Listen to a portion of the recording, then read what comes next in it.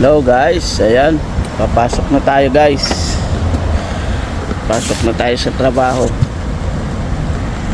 Ayan. Susi pala guys, tayo susi. Dali nakasakay tayo po guys sa ating e-bike. The Bluetooth device is ready to pair. Ayan. Yan ang ating e-bike guys.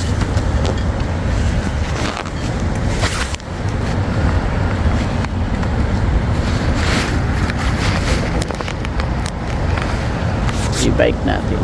Yan guys, tara, is na tayo, pasok na tayo guys. Dadaan lang tayo sa pagpatakbo guys. Yan, syempre yan yung daanan papunta sa trabaho guys. Kita nyo guys.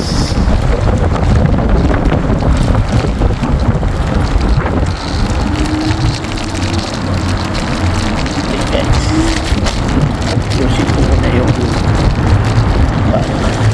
parang saan yung aking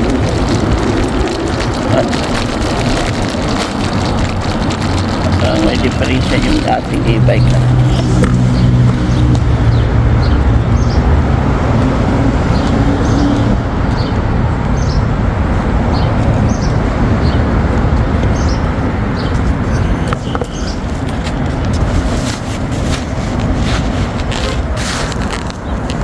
Guys,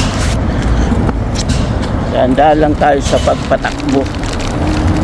Ito yung buhay ng isang OFW guys, na piliin binubuo ang pangarap para sa pamilya guys.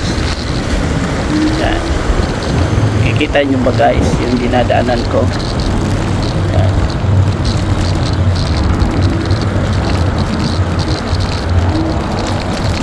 Ganyan lang guys ang dinadaanan ko.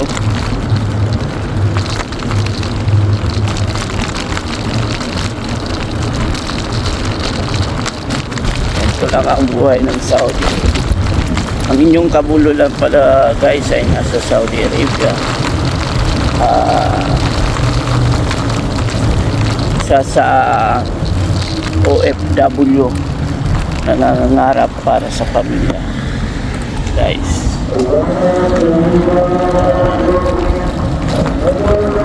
Yan, marinig nyo yan guys. Yan ang iba na para dadasal na sila mga Muslim.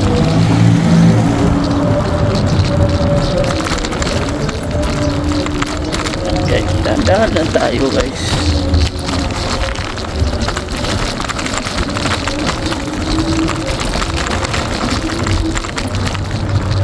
Dandahan lang sa pagpatakbo.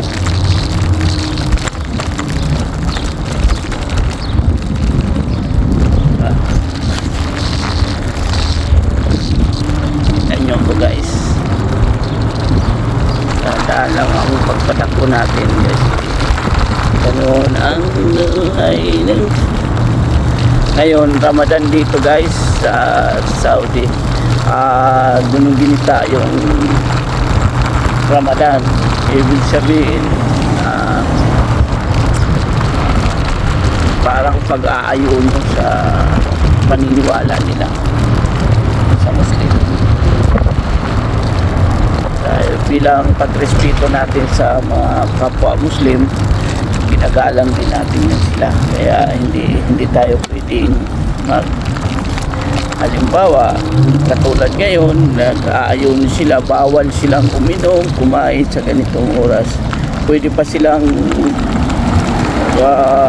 kumain mamaya pa, mga alas 7, alas 8. Ganyan. Kung di ako nagkakamali guys. Kaya, bilang pagrespeto natin sa kanila, tayo hindi rin tayo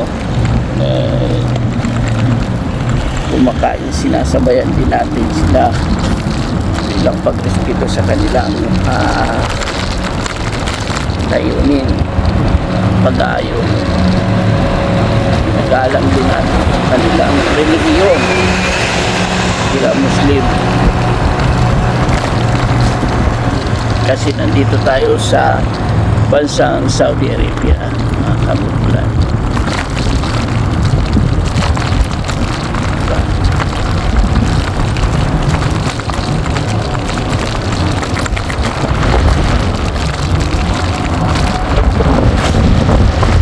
Daan lang tayo sa pagpatakbo.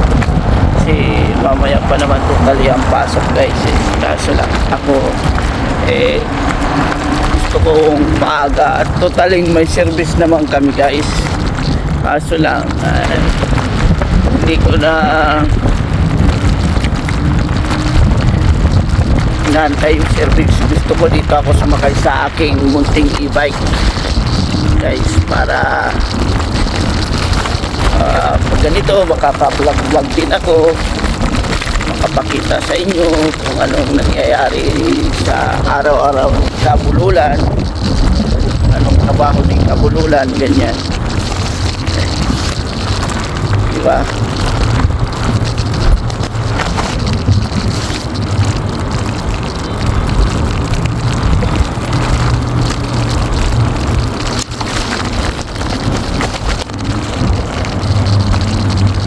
Ganyan lang.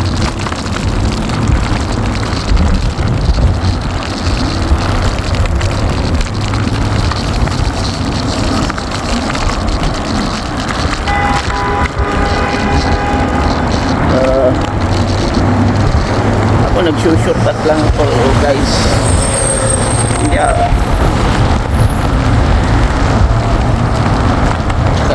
ingat-ingat lang. Dami sasakyan guys, lalo na ngayon. Yan yung daanan papunta sa aming restaurant.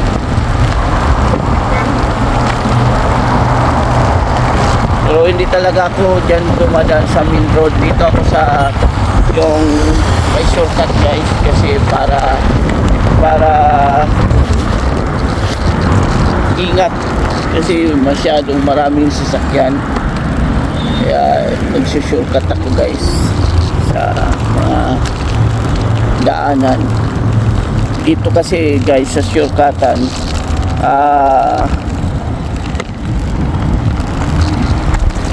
mga Kabululan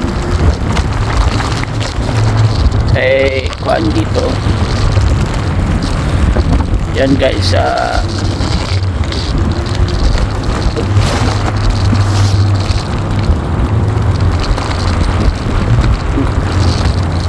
kunti lang ang sasakyan dito, at least mayroong kuan.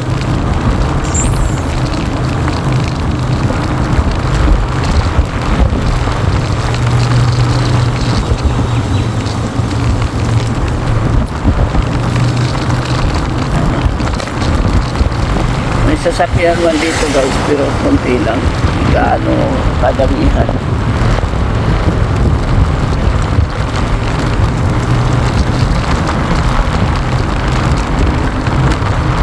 Guys,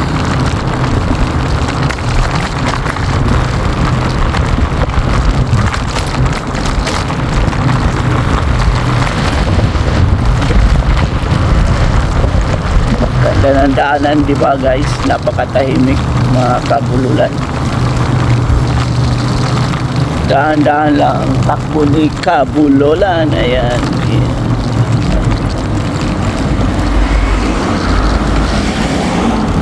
Dahan-dahan lang magpatakbo yung mga driver dito. Hindi ka katulad sa highway na bibilis.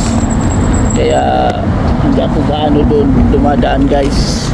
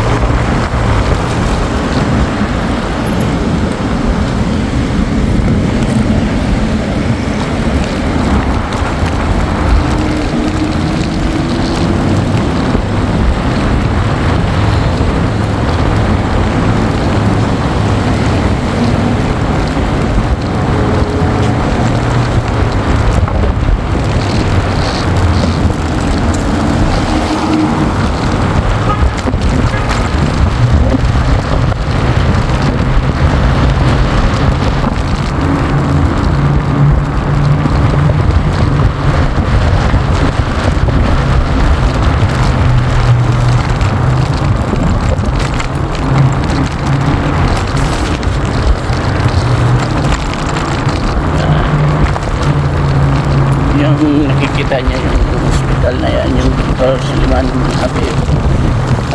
Malapit lang sa store namin yan, tsaka yung Ayala ko, Aya Hospital, sa malapit lang din sa hospital namin yan, sa restaurant. So nagsusurkat lang kasi talaga ako dito lang ako sa daanan, sukat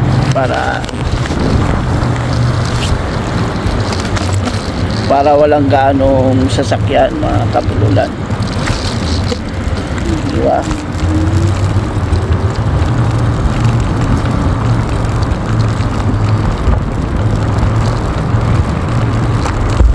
Yung kabululan sa Saudi Arabia, si Ibanez Channel. Diba?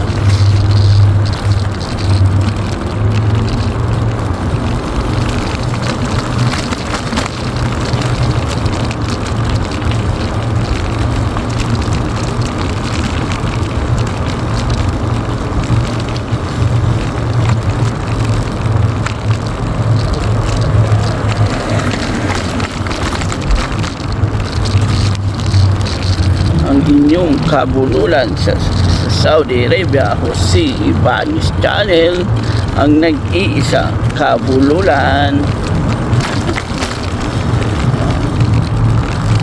Dahan-dahan lang tayo, guys. Safety first, sabi nga nila, diba? Kailangan nasa safety first tayo.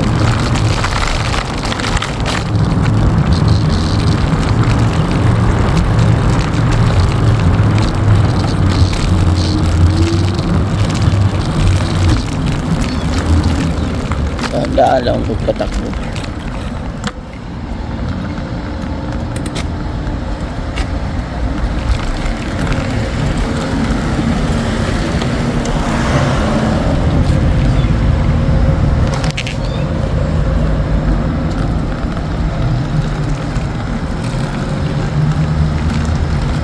Daan.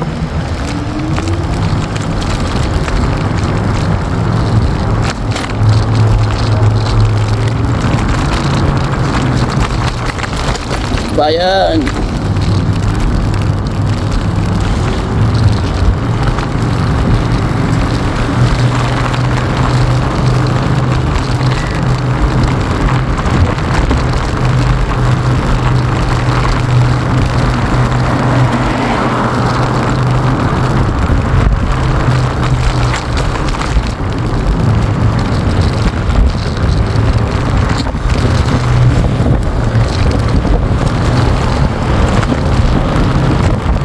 Lang ang buhay sa Saudi.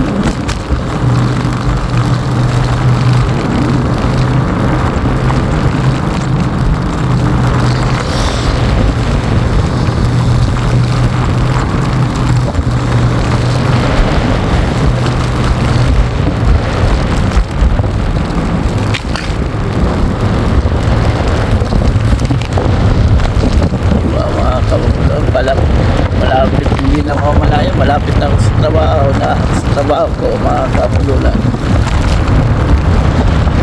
Daan lang yung takbo ko niyan.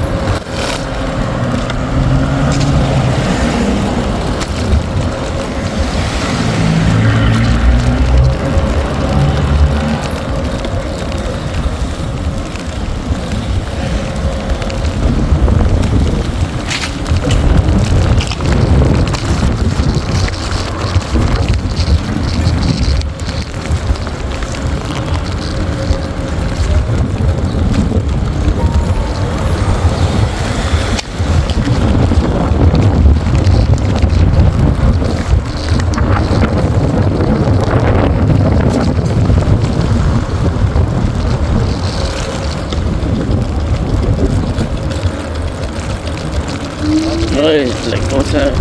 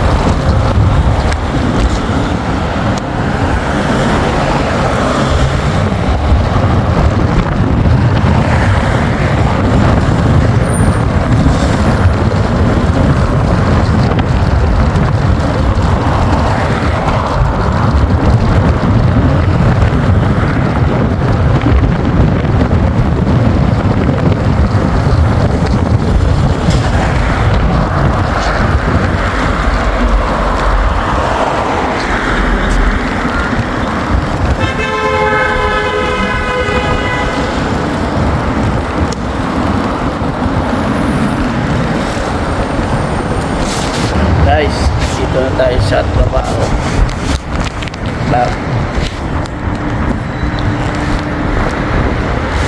Sa trabaho na tayo, guys.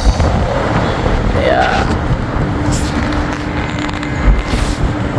hanggang dito na lang muna mga kabululan. Hanggang dito na lang muna po mga kabululan ang ating pagbablog. Bye bye.